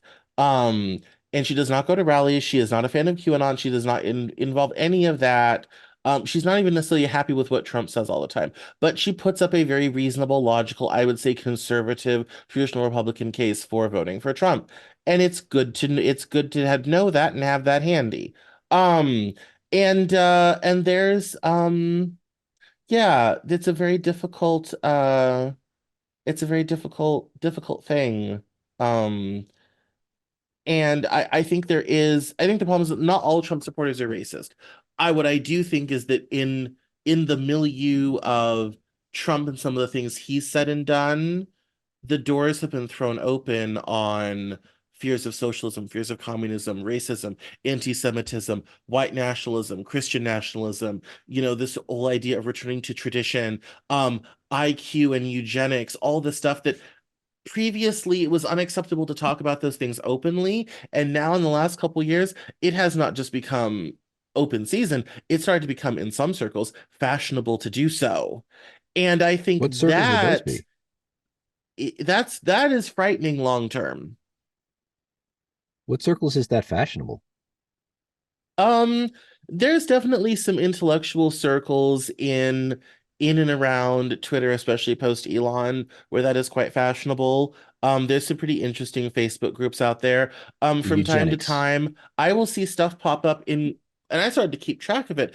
I started seeing stuff pop up in places I didn't even imagine it would ever be. One of the fashionable things, and I'm pretty sure it's bots, but one of the interesting things I Hmm. see is where in a lot of news stories, you always have these so and such accounts that like to, post very racist or anti-Semitic things in the comment sections of these major news outlets, which Twitter used to control and under Elon doesn't. Now, I think a lot of that's bots. I think a lot of that's Russian and Chinese propaganda. But what I think is interesting is how many people are willing to go along with it, co-sign onto it, like it, share it, and think it's acceptable to have that in public discourse. That's Yeah, frightening. yeah. And That's an that's interesting. where and that's where I think fast Go ahead. forward, extrapolate that forward 10 years, and it becomes very hard to live in this country if you're not straight, white, preferably male. And that's nowadays, with the given white racial consciousness and the changing demographics of this country, is quite a frightening prospect. America is getting browner, and it will not be white majority by the middle of the century. And there are some people, a non-zero amount, who are not exactly thrilled about that prospect. And we now have an open season for them to talk about that in some of the worst ways. And I worry what the outcome of that's going to be.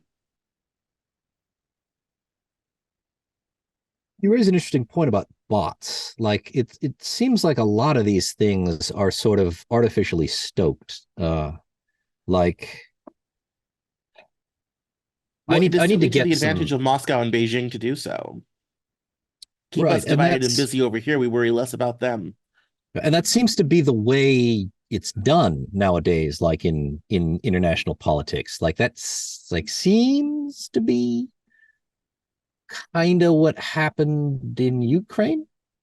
Like not most recently, but before that, like there was the pro-Russia government that was overthrown by the pro-Western government. You know, it seems Yes. like the social movements are stoked on both sides by the government intelligence. Like that's No, Moscow is very famous for running its latest technology on Ukrainians, which is how you got a revolution against Lukashenko. And that's well in the intelligence communities of which I'm a part, that's well known. It's the worst kept secret in town. That's a but it well-known was thing. And same thing with the Chinese and anti-vax propaganda. I mean, all of this, we live in an age where our public discourse is being influenced by these outside forces thanks to social media. And we have done damn little to do anything about that. And the more you look into Cambridge Analytica and all that stuff, the worse it gets. It's quite frightening. yeah, pro tip for the people at home, switch to open source software. It doesn't have backdoors built into it. Um, but it's kind of like, and this is part of the reason that I became fascinated by trying to get a picture of what was happening now, and I started the Chasing History project. Is it's hard to know what's even real. You know, like I used to have like a Facebook account with thousands of people on it. Like I said, I was a big fan of Bernie Sanders back in the day. I think he was one of those guys. He had this in common with Trump, is he was at least talking about the things people cared about. He was at least acknowledging the economic pain. He had radically different solutions. But in that, I got like a whole No, are you bunch kidding? of I lived in Washington State. We caucus Democrats Bernie 98%.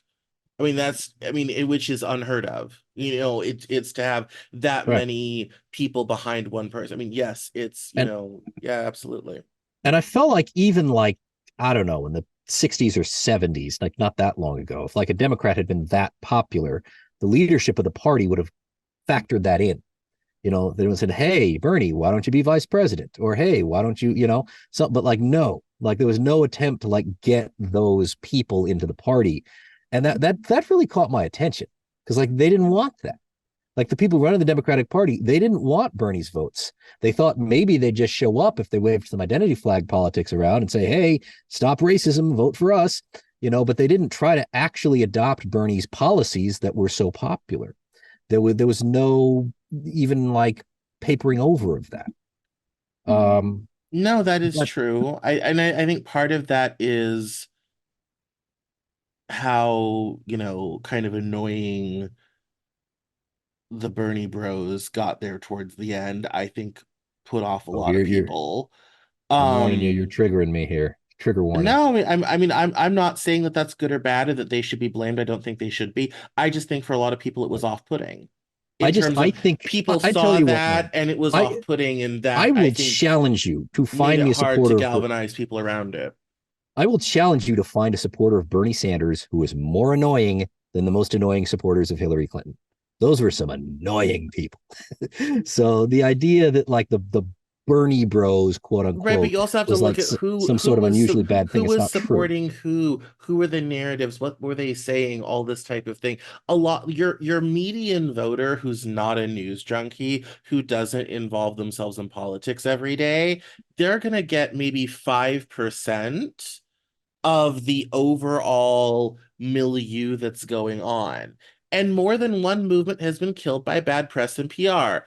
The Right. Occupy movement got killed by bad press and PR. The government didn't have to lift a finger to get rid of us. The news media did it for us. Exactly. That's what Talk happened with about the never Bernie being able to movement. control It was the they were control hit the narrative. pieces. Um, Yeah, that's what I'm saying. Like they did what they did to the Bernie movement, to the Occupy movement. They ran misleading hit pieces.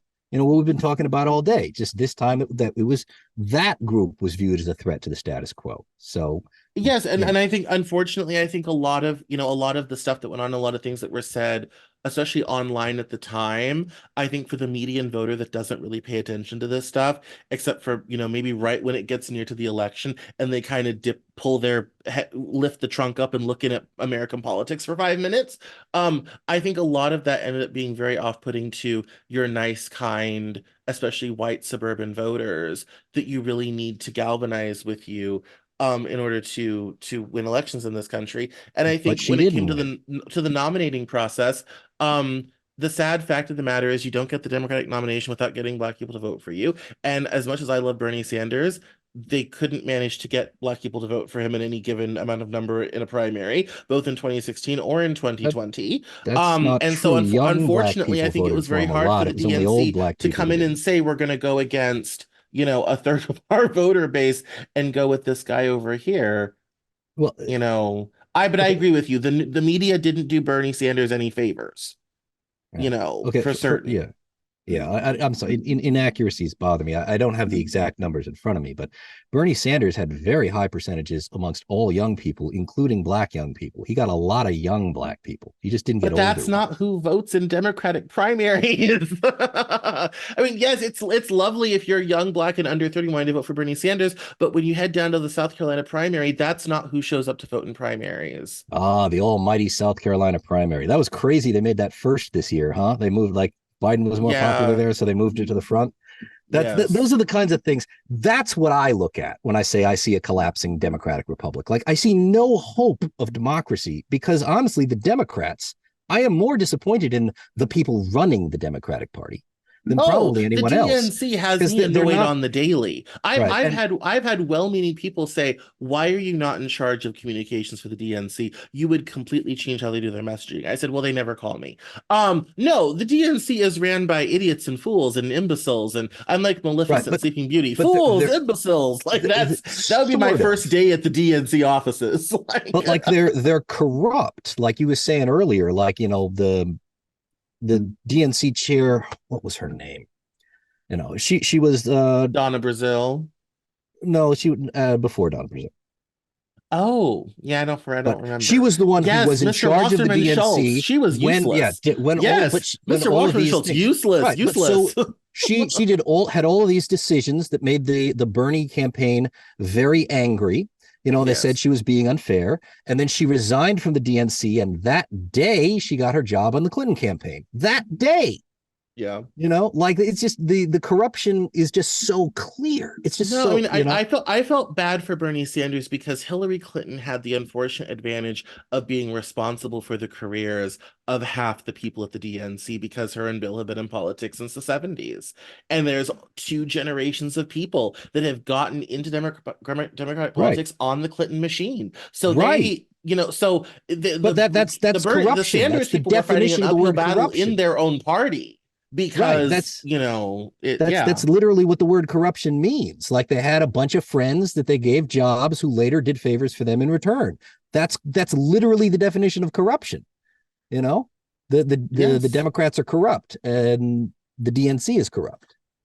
No, the DNC has me verklempt on daily. And the sad, I mean, the sad thing is it used to be worse because it wasn't the Democratic Party didn't have open voting primaries till 1972. Back in the day, it was all smoke and backroom deals, and Democratic voters just got stuck with somebody. Right. If And that anything, never things are a really little went bit away. more, open now. And I think this here's the sad part and this the and 2020 they were managed to get away with it is the DNC didn't really learn their lesson after 2016.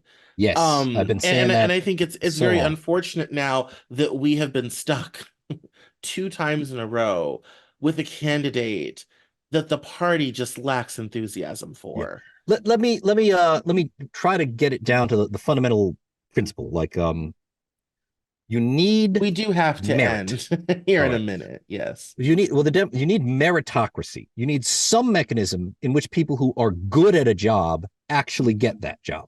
And corruption prevents that. That's what brought down Rome, one of many things. That's what brings down republics, is when they get so corrupt that the people at the top only get the jobs because they have friends and not because they're actually good at the job. It doesn't have to be an election, but there has to be some way of getting merit, getting people who have meritocracy in there. And that's what I see falling apart, particularly in the Democratic Party, that has me so worried. No, no, that is very true. And the Republican Party is becoming the cult of Trump. The party that I worked in and was a part of is long gone, and most of the people that I worked with and came up with or helped get into office are fleeing for the exits. I was on the phone with my friend today who was talking about the retirement of Ken Buck in Colorado. I have been with Ken since he was Weld County prosecutor. I've known him for almost 15 years. And I'm not surprised he's getting the hell out of town because there's very little room for a nice, considerate civil servant like him in today's GOP. And this is where I hear this over and over again, people's unhappiness with our American political binary. Because on the one hand, you're stuck right now, you're basically stuck with the cult of Trump, and the party opposite is a bunch of corrupt people with a lot of money who are going to force down your throat whatever it is, and then will guilt you if you don't go along with it. And so I think your median voter doesn't see anywhere to turn, Mm-hmm. and I think that's why, in 2016 we had the popularity of the Green Party and the Libertarian Party because people were happy to vote for someone that wasn't those two. And we're going to have this even more here in 2024. And that's why I think, watch out for maybe an RFK or whatever to, pop out of the woodwork because there is and you even starting to hear this in mainstream media, like on The View and big normal shows where people are saying, oh my goodness, can we please have more than two political parties in this country? Can we please have anyone else than these two? I mean, it was, this, very deep, difficult sort of thing. It was the same thing in 2012 when it was like anybody not named Bush, please, for the love of God, this sort of thing. And I think that when you talk about collapsing republics in history and all this type of thing, anybody who can galvanize the median unhappy voter who's Uh, willing to vote for anybody that's not those two you keep saying will that. sweep to power in this country, a I la Reagan 84. Like that person will galvanize the vote nationwide. I'm going to push back slightly, or at least reframe, because I used to be a campaign manager. I did that a few times. Um, Nothing big, but I had experience with it. You don't win elections with the median vote. You win elections with the drop off vote. People who usually don't bother to vote at all. If you can inspire them, If you can fill them with energy that they go for vote for the first time in 20 years, those are the people who win elections. That is certainly true. I mean, Similar yes, I mean, concept.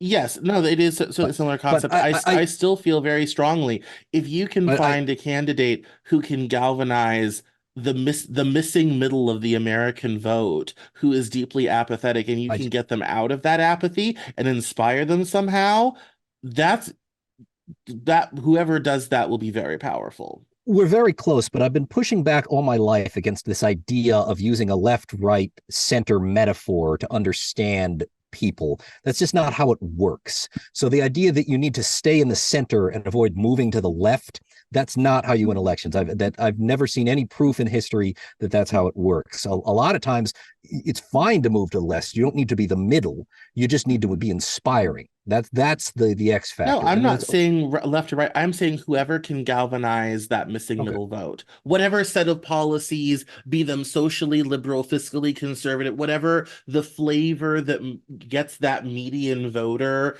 excited for the first time about voting because they're Mm-hmm. not stuck with the other two sort of thing. Whoever can Right. galvanize that will be incredibly powerful. Now, I don't Right. know what the list of policies are going to be that would do that, but if anyone ever tries that and is at all successful with it, that person's going to do very well in American politics because there is such a hunger for anybody else, not these two.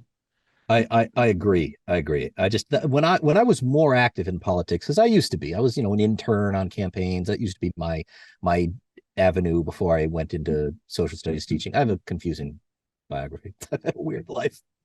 Uh, I'd go out and hitchhike across Europe for a while, and then I'd come back and be like, I guess I shouldn't have dropped out of college, and then I'd go back. But anyway, but it was always this argument in the Democrats where they're like, "Oh, we have to move to the center.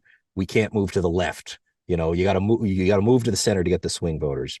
And so that doesn't work. Like I realize Yeah. now that's not what you were saying, but I never miss an opportunity to try and debunk that myth. That's just something they say so they don't have to do things that the rich donors don't want. Like, oh, you can't be too liberal. We'll lose the little middle votes. We'll lose. You can't move to the left. No, I mean, but That's yes, I mean, I think it's a very issue by issue right. thing in terms of there are issues that are a loser Oh, sure. in But elections, and sometimes you find political parties putting all of their eggs in that basket. The Republican Party is about to find out how much an abortion is going to be an electoral loser for them. yes, wow. Yeah, that Meanwhile, over on the Democrat side, they're about to find out how pissed people are about inflation. and whether And they care more about that or abortion. That's the yes, choice no, I most mean voters are the making. two big specters for this for 2024 is abortion going to are women in America pissed off enough about abortion that they're willing to forgive high grocery prices, Right. sort of thing, And and I've and always and and put and keep Republicans out of office because of abortion, and but understanding that inflation is here and it's here to stay and it's not but going anywhere and it won't for a long time. I'll tell you what, if you got 20, 30 years in a row where people haven't liked either option and they just keep asking, which one's worse, that's not a stable government. Eventually No, you get a Julius Caesar who will come along who's actually intelligent and competent and say, hey, look, we're going to throw out this democracy thing, but I'm going to get food to the starving people. Deal? Like that's how democracy dies generally. yes, and that's how any reactionary sort of person gets into power. It is, I mean, and the thing about it is that, and that's whole politics. Um, if you can, get food to the people and the trains run on time, people will put up with horrific atrocities. Really, that's their sad reality. People will put up with horrific atrocities if the grocery store is full, the trains run on time, they have a good job and Right. a future for Right. their children. Well, They will let if you get away with a murder of millions. if they had a long period of suffering before that, if like their republic wasn't working, like the Weimar wasn't working, like the Romans wasn't working, and things are bad, and they just need relief, they need out, then Yeah. they'll put up with those horrible things. Like if you can just get a republic that delivers good services, can we get our act together, America, and just avoid that fate? That's what I would love. Well, Um, yes, and I totally agree with you. I mean, that is what I've been arguing for 10 years. mhm. Sort of thing. Yes, I absolutely agree that that would be the best, most optimal thing. The problem is that in order to do that and in order to have that, corporations not only do they, and I'll say this out loud, you don't need windfall profits every quarter. You don't Right. need ever rising stock prices. Take your 5 to 8% of return and be happy. Like I firmly you have to believe combat America. greed and sucking every last dollar out of a system in order to have a functioning society. And right now we live in a society where the top end of the economy is sucking up all the money to the detriment of everyone else for their own personal greed. And you cannot have a nice, kind, trusting civil society when you have that type of stark inequality. I agree. We need government to rein in corporations. The people who think government is the only threat to our freedom, I never understand their plan for the corporations. We need a Roosevelt. I firmly believe the only reason America lasted even this long is over the last century, we had two Roosevelts that trimmed the corporations back. We had Teddy and we had FDR. In one of my favorite speeches by FDR, he said something to the effect of, never before have the rich and powerful been so united in their hatred of one man as they are of me, and I welcome their hatred. Like, that's the attitude we need from a president. No, I mean, it would be nice to have more antitrust regulation. It'd be nice to break up some monopolies, get some competition going, all this type of thing. And I think what always amazes me is when people don't think that stuff matters. I told Oh yeah, someone, I said, we used to have more than a handful of airlines in this country. We used to have quite a selection, actually. And consolidation, deregulation has slowly whittled it down to only a couple. And yeah, someone said, well, do we really need so many airlines? Yes, because it makes yes. them all better when they have to actually Capitalist, compete with each other and things don't get so shitty. And incidentally, you end up with more jobs, more economic growth, and oftentimes you end up actually making more money and having more growth long term because you have actual competition, you have actual right, innovation, you have drives stuff innovation and getting better. technology. Yes, and unfortunately, we have what we're stuck in is we're stuck in the statism of, entrenched players getting to decide Mm-hmm. all the rules and make all the game. And if you want a preview of what that looks like, go to South Korea, go to Mm, Japan. Japan has it the worst because they have the Zaibatsu system. Another episode. Go to South Korea, go to Japan, go to China, go to Europe in many cases where you have in yeah, interests that have been entrenched for and centuries at this point, and those are not places where you can start a business, have innovation, have jobs, and you end up with a 22% youth unemployment rate. France, you have people become your greatest export, Ireland and Italy, right. all this sort of terrible things. And people don't realize we've never lived under that until now, and it sucks, and people don't want it. And that's not unreasonable. Can I tell you a moment that just blew my mind once, like changed the way I looked at American politics forever? Hmm. It was during Bernie Sanders debating Hillary Clinton. Yes, that's my bias. I know I'm biased. I know that. Like, I'm aware that I'm probably not perfect, but it's because Bernie said these things that I'm so glad someone said them. Like, he says, Hillary Clinton, you did a speech the other day for like a bank, I think it was like Wells Fargo, where they gave you $500,000 as a speaking fee to like just talk. Like, do you really expect people to believe that's not ever going to affect your decision making? Like the fact that these people gave you $500,000?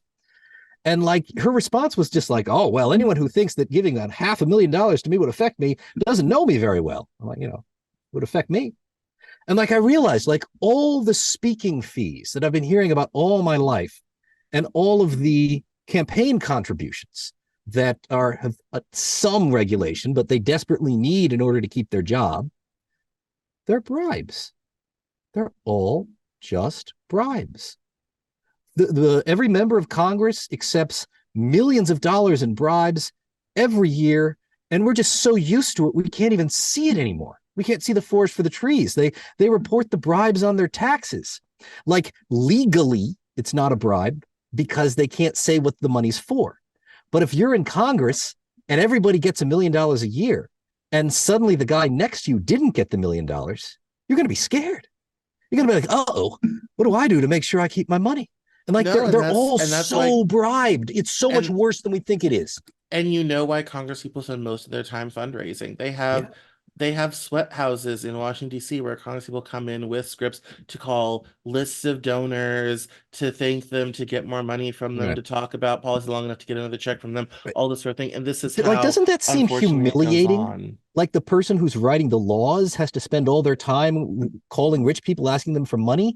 Like, who's in charge in that situation? Oh, are Like, you, like someone how do someone like explained to a Swedish MP how American politics works, and he says, if I spend all my time, how do they get right? anything done? How do they do Well, anything? I said, it's no, no, not no, you don't understand. They're working very hard at speaking to their actual constituents. It's hmm just not everyday people. It's people who can cut checks for $25,000 to their super PAC. That's who they're actually working for. And if you right, start to look at the policies and laws and but how these things work, when you realize this is made to suppress you, not help you. It's right, made to enable these people over here. All of a sudden, the stuff that doesn't make sense about our government starts to make sense, and you yes, realize it it's aligned for these people and not you. and the thing you have to remember too is if they decide not to do that, they lose their jobs. Like I Right. remember, I watched them get picked off. I watched like the few good members of Congress get picked off while I was growing up in like the 90s and early 2000s. You had people like Yeah. Dennis Kucinich. You had people like Russ Feingold, people who wouldn't bend the knee. But every year, somebody would get millions and millions of dollars to run against them, and eventually they'd get knocked off. Yep. So, ran into Dennis Kucinich at Burning Man once. Crazy guy, by the way. But I've met him. He's nuts. yeah, Yeah. I love him. He's great. But like, I think so many Americans, you try to explain this to them, and they're like, oh, whatever, I don't care. You know, it's not really sinking in. Like, no, Yeah. the people who write the laws that you have to obey, they spend all of their time begging for money from a few rich people. Like, who do you think is in Who charge? incidentally write themselves out of these laws and a Yeah, lot of times, exactly. and And cut out that's loopholes for themselves and their businesses and all this type of thing, and then complain that we still have too much government and too much overreach and all this type of thing, and be kind of like, well, you've bought your politicians. If it's that bad, you should call up the politicians that you have purchased and have and oftentimes it's and very they hard keep as all. political activists to get anything done because you're fighting against the Oh huge God, money yeah. behind these Oh things. yeah. And all of the regular people are so busy being angry at each other because there's everything's stoked up with the hatred of whatever. This identity group hates that identity group. Next year it'll be another one. So the common people are busy fighting each other. So they never have time to unite against their real enemy. And that's something I take away, honestly, from my reading of history.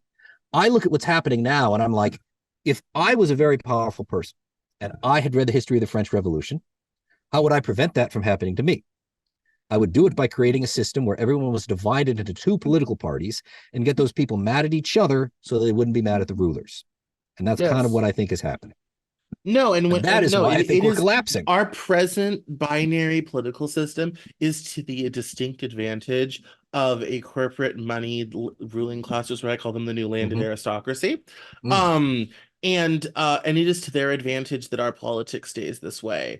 And as long as it is to their interest and advantage, we'll be stuck in these same politics. Adam Curtis has talked about this in his documentaries. This is a well-known thing. And when you start to look and realize you're living in a political system that's not made to help you. And as someone who's African American and queer and autistic, that's very easy because I live way outside of society. Um, Once you kind of realize that and have all of that, then um, politics starts to make a lot more sense. And that's what I try to expose is what I try to do. But this has gone way over. We're at 2 hours, and I only usually do about an hour. So we have gone far, far beyond what we were supposed to. So why don't you give us some final thoughts and where we can find you online and buy the book? My brand is the Chasing History Project. So everything falls under that brand. I have my website, chasinghistoryproject.com. You can sign up for my email list. I try to send out a letter a month. My first book is the Sorry Guys, We Stormed the Capitol, which is book one in the Chasing History Project. Next one should be coming out in a few months. That'll be that one about Seattle I mentioned earlier. You can find it on Amazon. It's also on Ingram Spark, so you can go to a bookstore and order it. It will not be on the shelf; it is not famous enough. But if you ask the bookstore for the book, they can order it for you. So that's And yes, and you can also a lot of the books, all of the bookstore websites will have it, Barnes and Noble, Waterstones in the UK, all this type of thing. So, well, thank you for coming on the Cameron Journal podcast. thank you so much for having me. It's been a pleasure.